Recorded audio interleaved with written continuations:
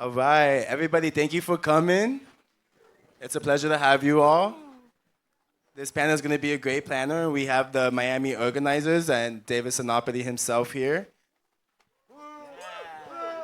Hey guys, thank you everyone for coming this weekend. This is super inspiring for us to put it together.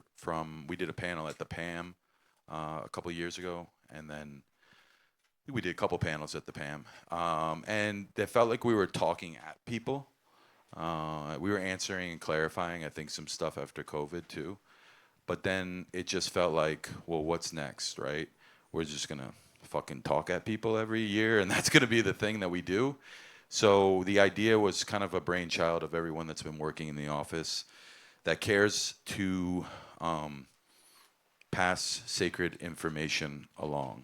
It's a traditional, it's an ancestral, it's a process we've done a lot better in older times. So with what's going on right now and what we're learning, we just want to be able to share what we've learned. We've all been in where you guys have been at the beginning of your careers. So it's important for us to continue to do these things, and I really just genuinely appreciate everyone coming and, being eager to learn, being quiet and respectful, and for you guys that are taking your time. So thank you. This is probably one of the more inspiring group of people. So, I've worked with each one of these people in a different capacity. I've watched them grow, and I'm excited to hear from them. So let me let them introduce themselves, okay? Hi, my name is Yahari, and I go by Saturn Sadi, and I do events here in Miami. I'm the founder of Perreo El Futuro, and I do a lot of different parties under that umbrella, like breakcore, seance, serve, Perreo El Pasado. And yeah, I really love what I do. I love to DJ, and I love to create spaces here in Miami. Hello, my name is Akia Dorsainvil. I also go by DJ Pressure Point. And yeah, I also am the founder of Masisi.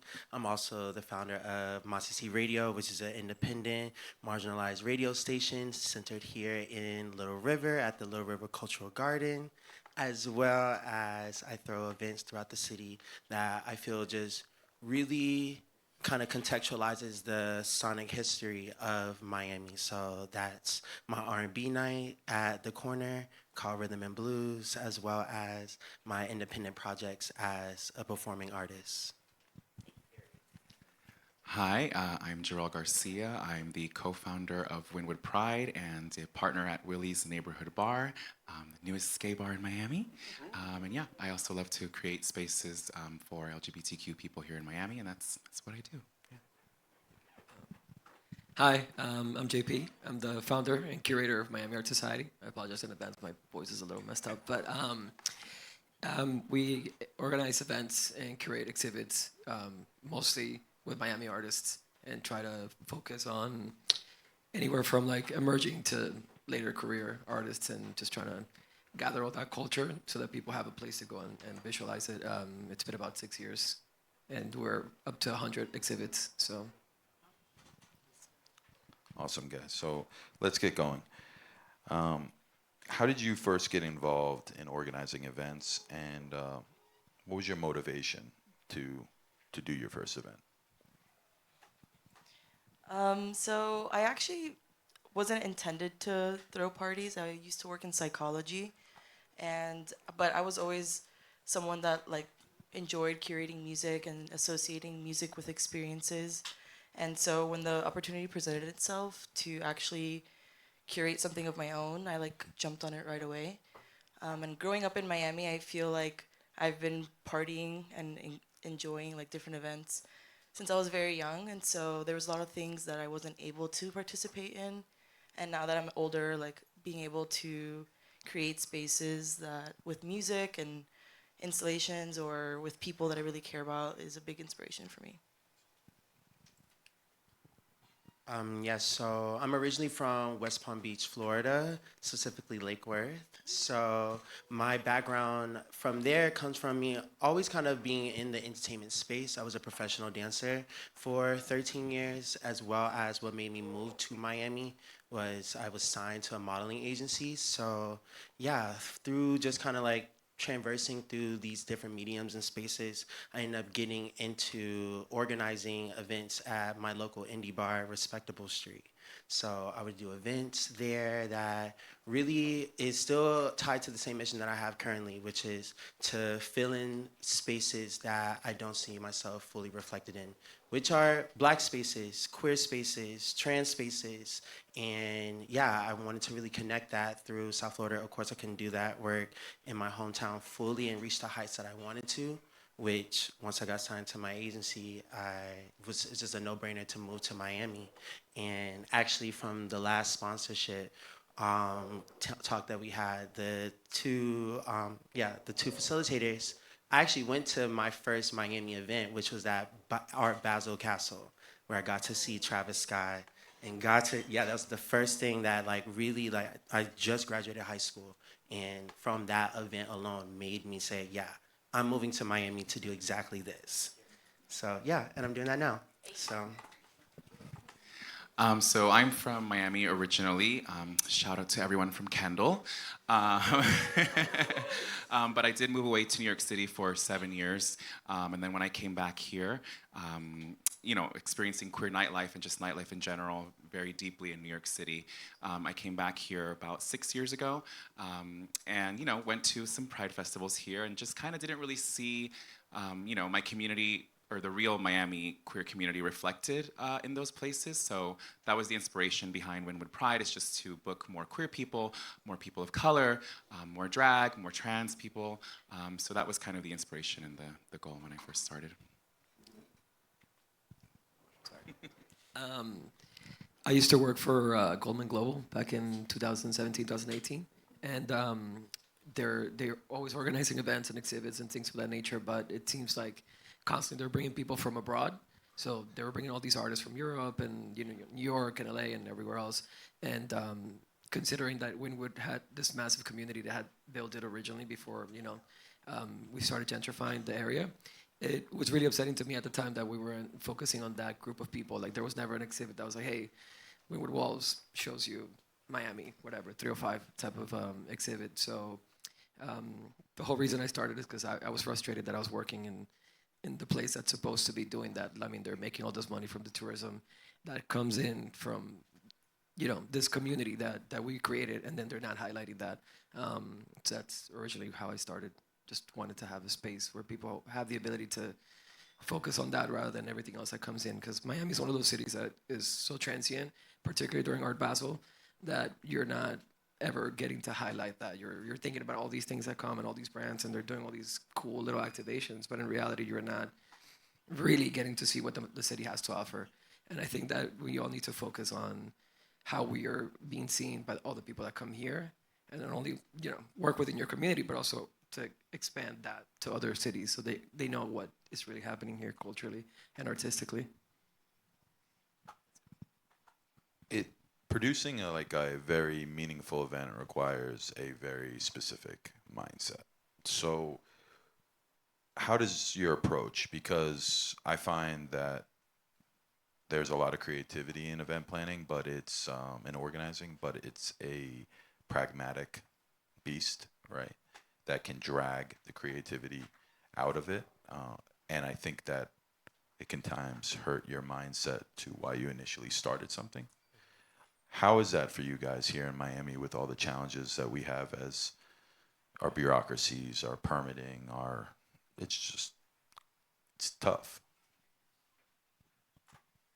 Okay, so that's a big question, and I feel like it varies for me. My creative process is definitely influenced by the music that I like, the environment that I'm in, the peers that I want to see, like maximize a party concept. I think like when I think of a party, I think of what I want people to feel when they're there, and I think there's like a lot of different ways for me to kind of come up with an idea, I think I'll get influenced by like themed parties or different like fun references or pop culture, or I could go through and think about like different genres of music.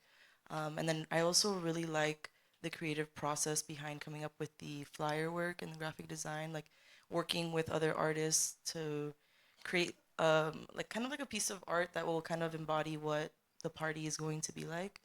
And I try not to overdo it. I think knowing when to say no to things that don't really resonate so it doesn't drain my creative energy has been something I've been getting better at. And also, like, just moving with intention has always helped the ideas flow naturally. I think if you're being forced to do something, it's not going to come. I mean, if it's your job and you're working for someone else and you know that's something that you're doing, it's different. But since I'm doing things for myself and doing my own events, I think I have the privilege to be able to like do what I want to do in that case.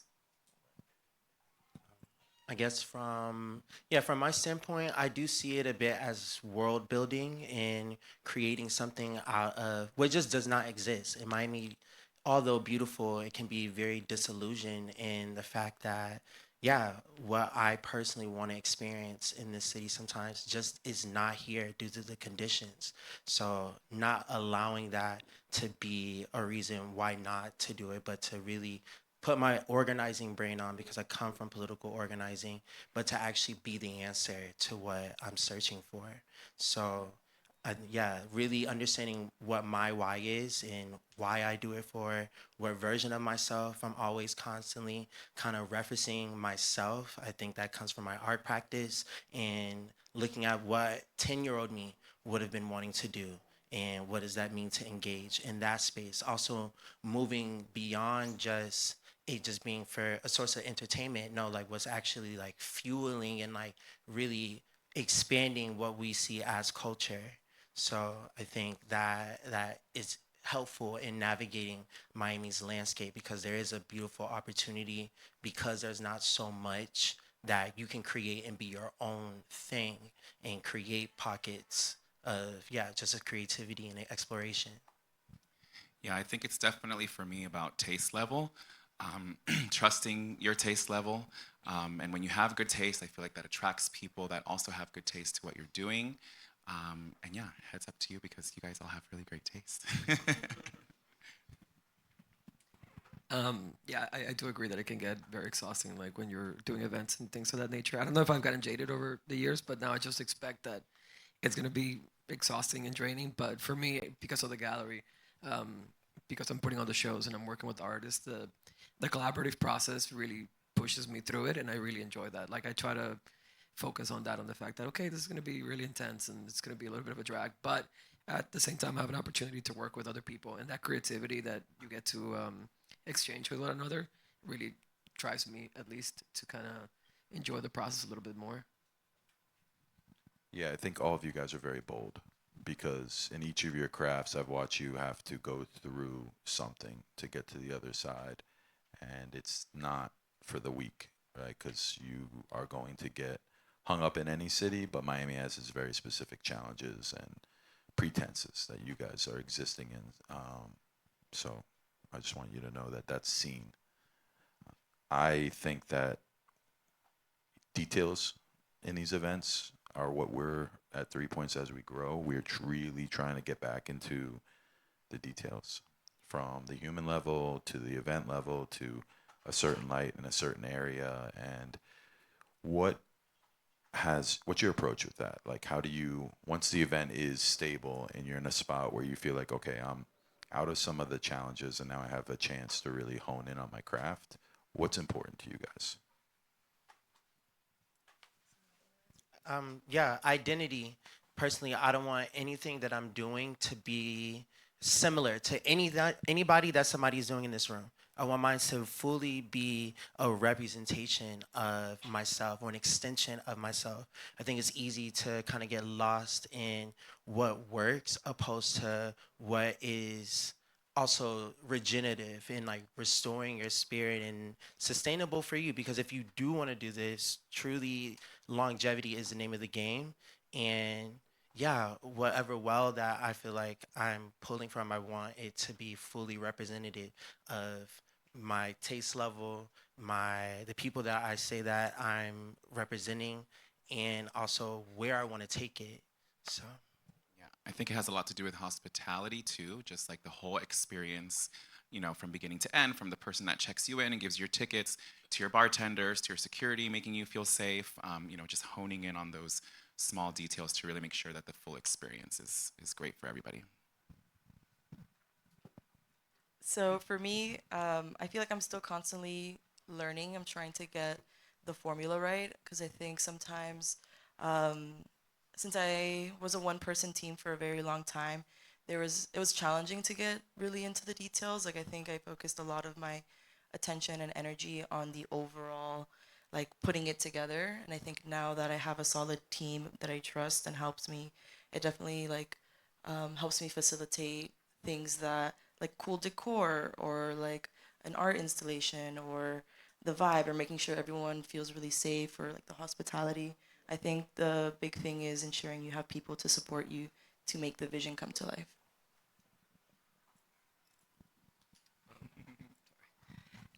For me, I think the message is like the message that we're receiving and that we're giving out. It has to be the most important part of it. That's what creates a more immersive and more meaningful thing for me because at its purest form, art is an adaptation to your environment. So what we're doing is you're adapting everything you're taking in, socio-politically, culturally, economically, whatever you're dealing with, discrimination, whatever it might be. And so what you're creating and you're putting out there is a reflection of whatever you're taking in. And so, as we're constantly changing and we're trying to tell these stories, we have to find a way to tell that story in a more unique way because that's really what's going to create a greater impact on other people. Because if your art is telling a really good story and I'm hearing something I haven't heard before and I'm excited about it, I hope that whoever comes to the event is feeling the same way so that it's a way for everyone to connect to not only what you're doing, but the times that we're living in collectively.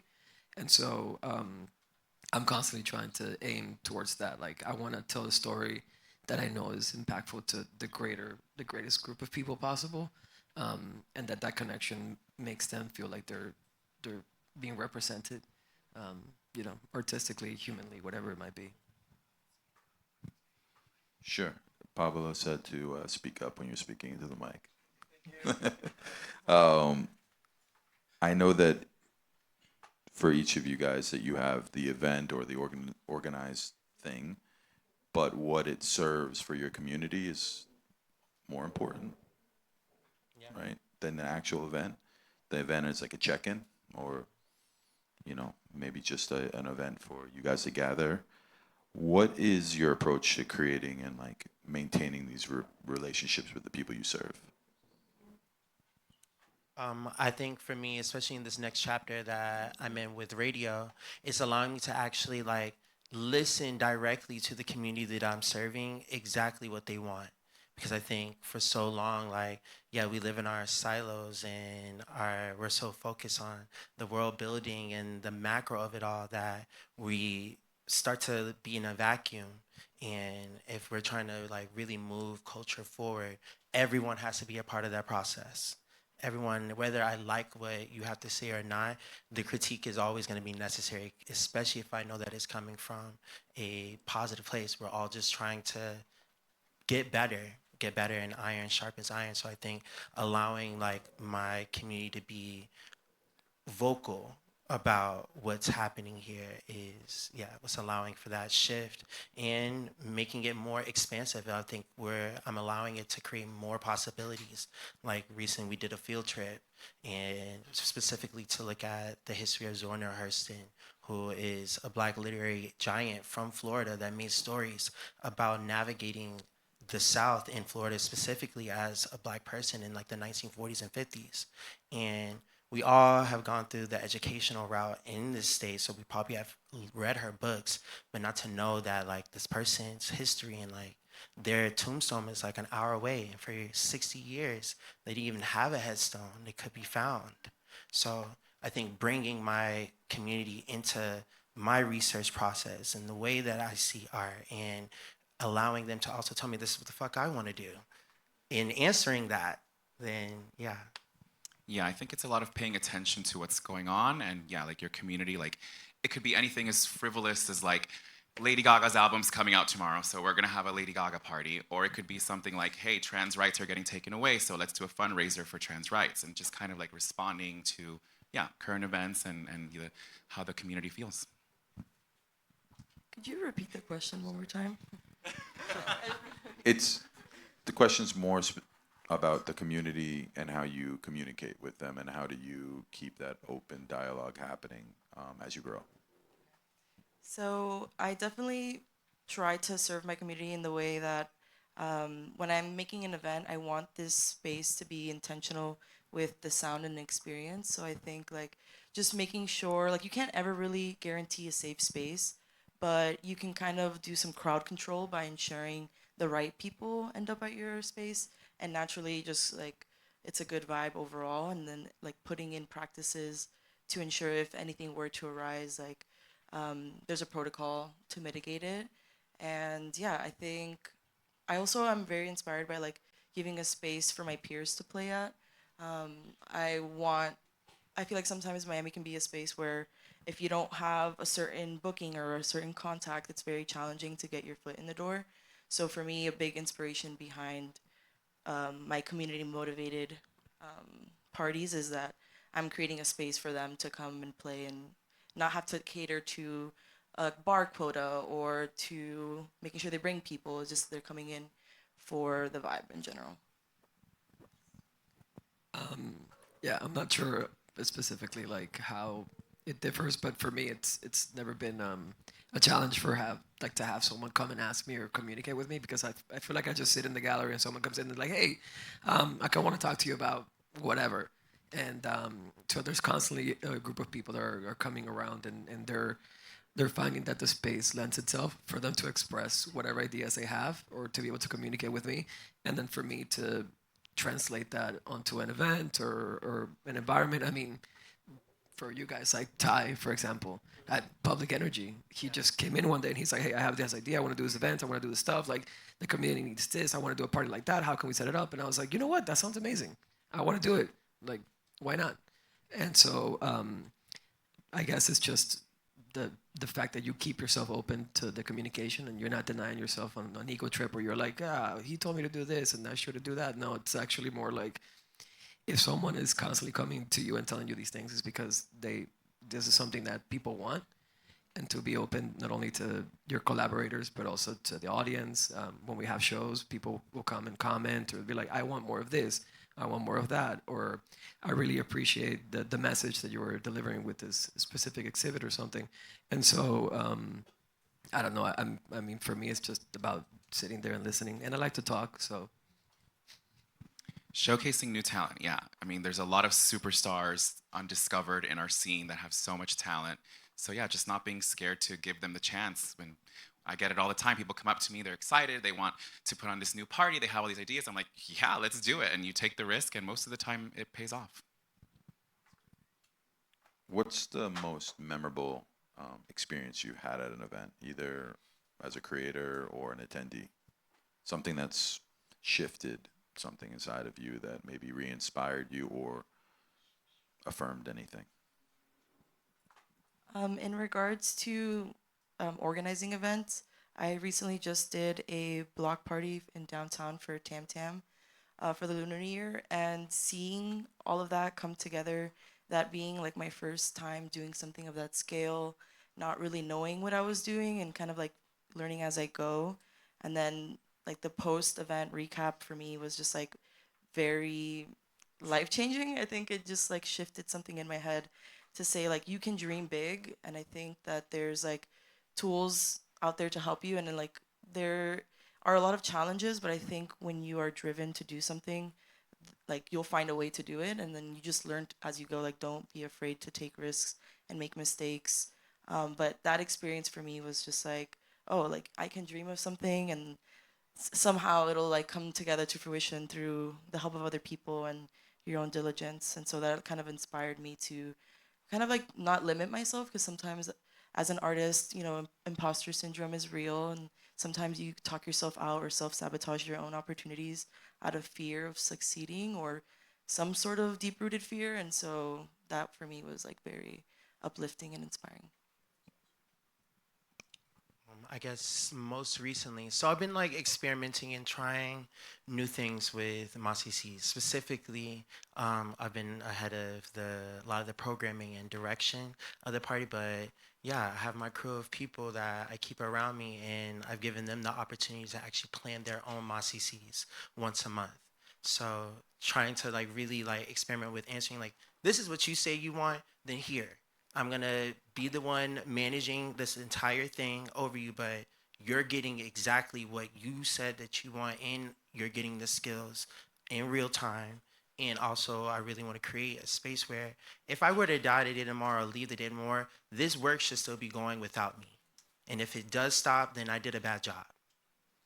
So with these experiments, the first one we did was for MLK weekend, and I like I said, I come from a space of political organizing, and I really was thinking about, okay, like we've already had a million MLK weekends. They're always the same in this kind of way, where we just like say thank you, Martin Luther King, for integrating the world. Now what? I really wanted to look at the history of where he was before he passed, and specifically, there's a book called "Where Do We Go From Here? Community or Chaos." Now, it's his last recorded book, kind of like talking about how the work and whatever the triumphs that he got in the South organizing as he was moving towards Chicago to organize in Chicago, what were the lessons and failures within that process.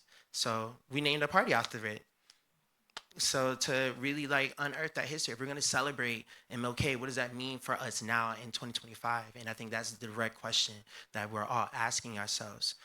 What are we doing? Where are we gonna go from here? Are we going to lean into the chaos of the world? Or are we going to actually do the thing and try to move through conflict, be uncomfortable, fail, and we made the flyer in the shape of like the MLK T-shirts that we all kind of know from going to fairs and such, just really to add that nostalgic touch to it. And instead of it being like the icons of yesteryear, these are the icons that I'm saying are icons.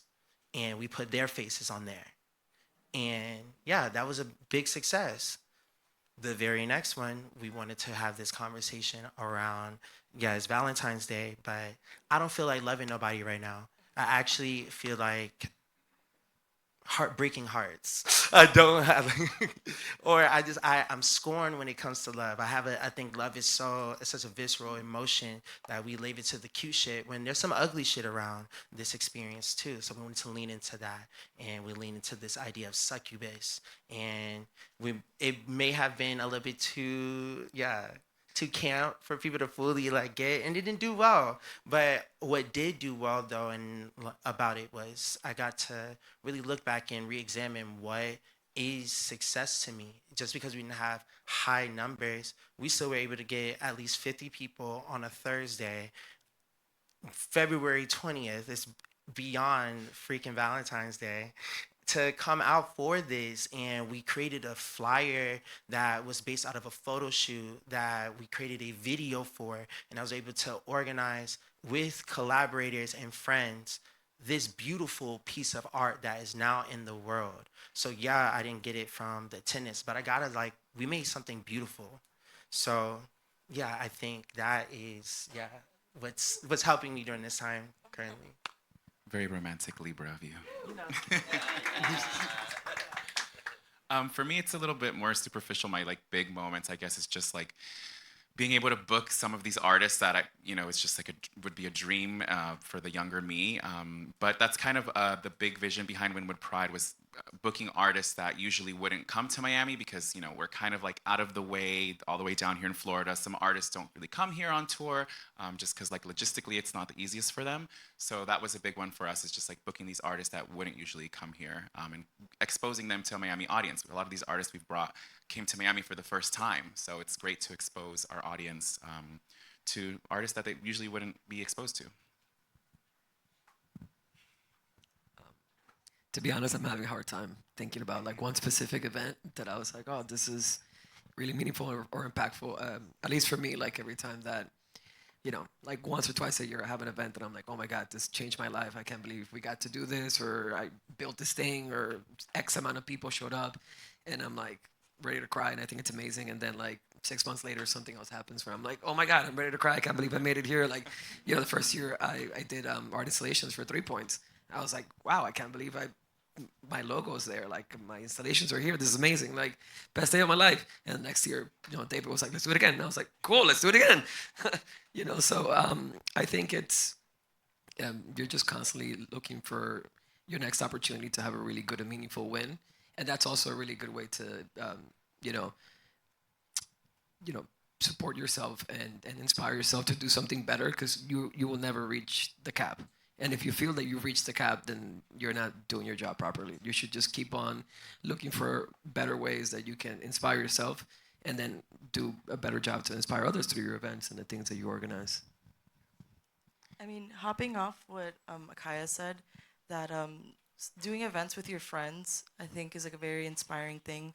I am super inspired by like the call to action events, like the ability to get people together to like for a goal to like fundraise for like trans people, and whether it's like for like a surgery or a relocation, like being able to like get people in a room with a similar mission, for me, like not one specific event or one specific mission, but the power that holds, and seeing that there's like active organizers here in Miami that want to collaborate to make it happen. And like, even if it's not like a huge scale event or something where it's like you still got to fulfill your artistic goal with it, is something that like you always gotta like tap into, I think. I think we're about to get to some Q&A, but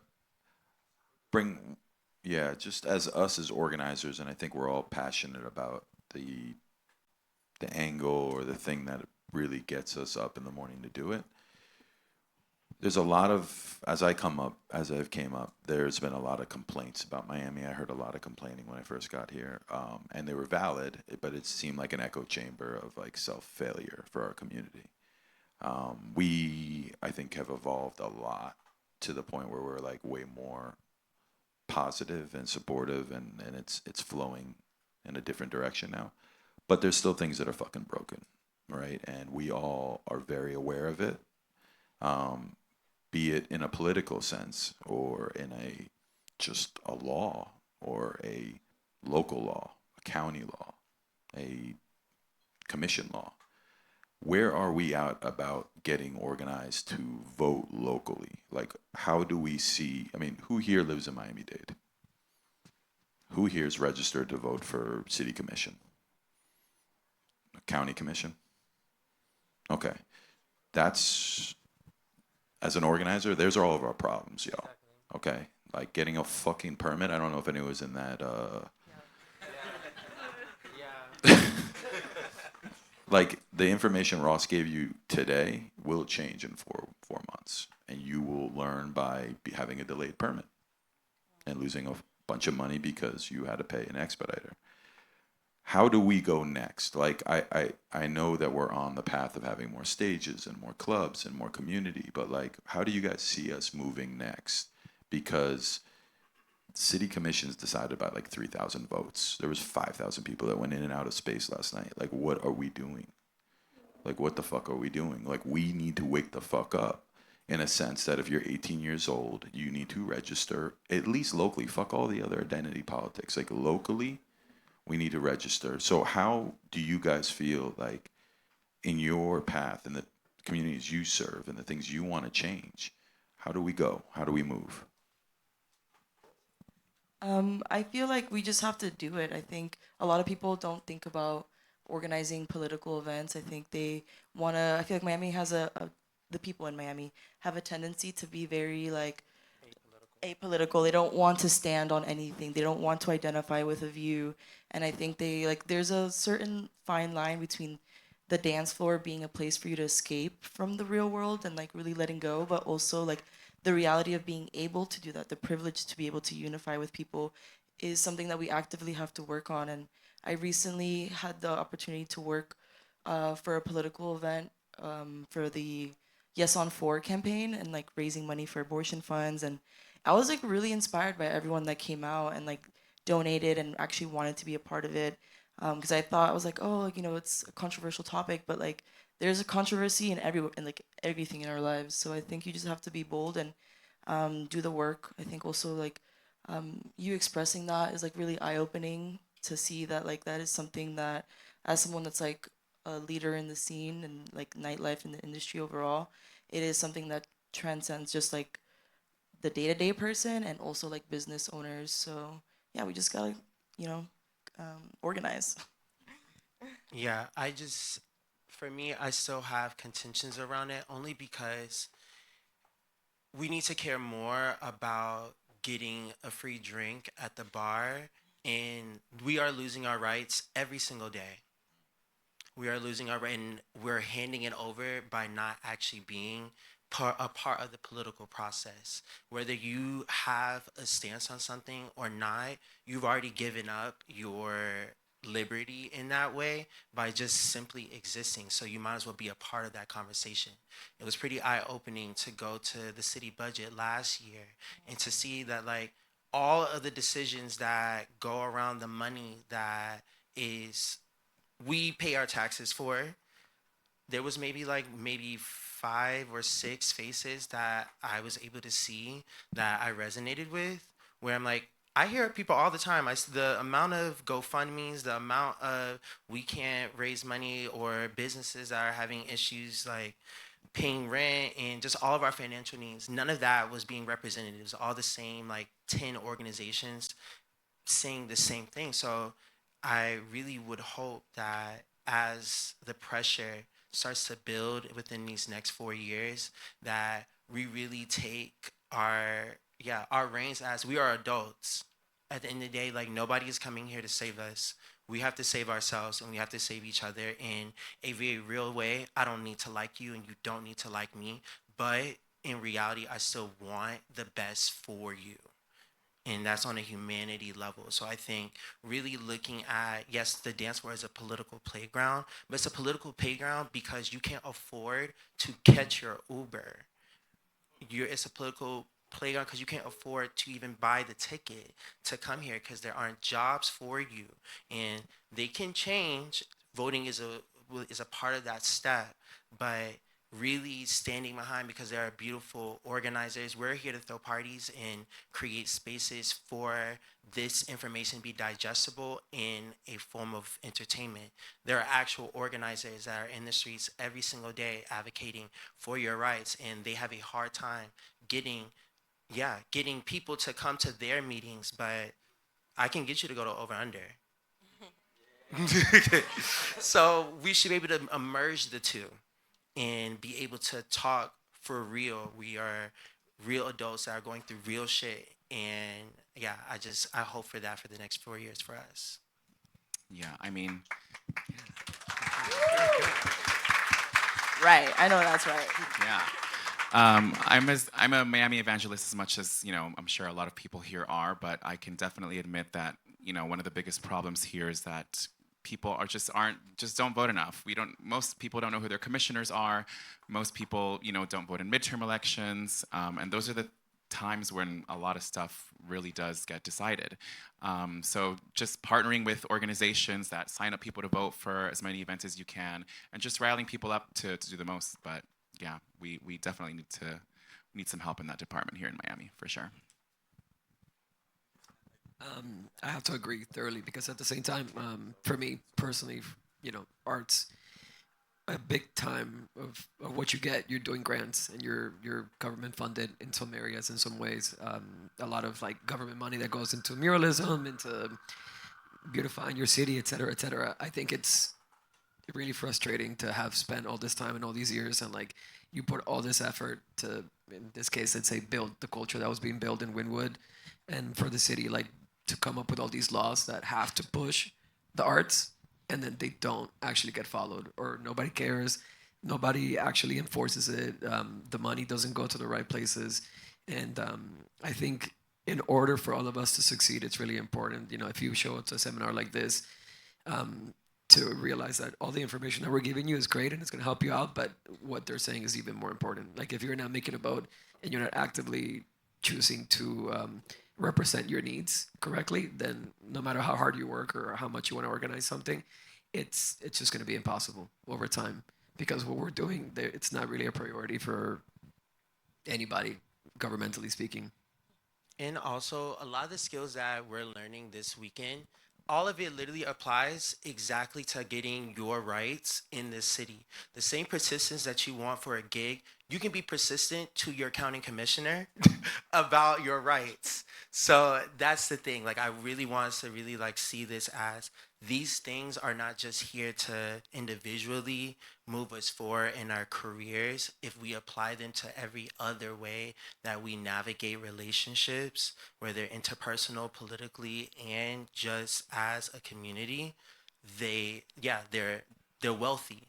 They're wealthy beyond this space and beyond the dance floor. You can take this to really like enhance livelihoods. So